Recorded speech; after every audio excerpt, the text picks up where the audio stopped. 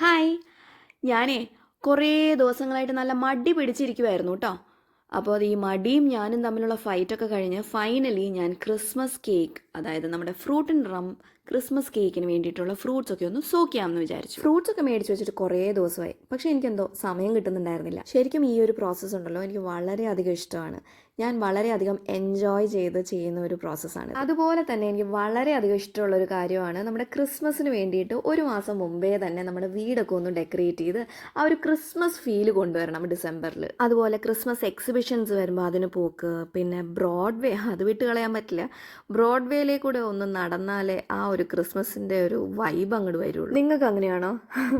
എന്തായാലും ഞാനിവിടെ ഫ്രൂട്ട്സ് ഒക്കെ നന്നായിട്ട് അരിഞ്ഞ് കുഞ്ഞു കുഞ്ഞു കഷ്ണങ്ങളായിട്ട് അരിഞ്ഞിട്ട് 2 കുപ്പിയിലായിട്ട് നിറച്ചിട്ടുണ്ട് കേട്ടോ.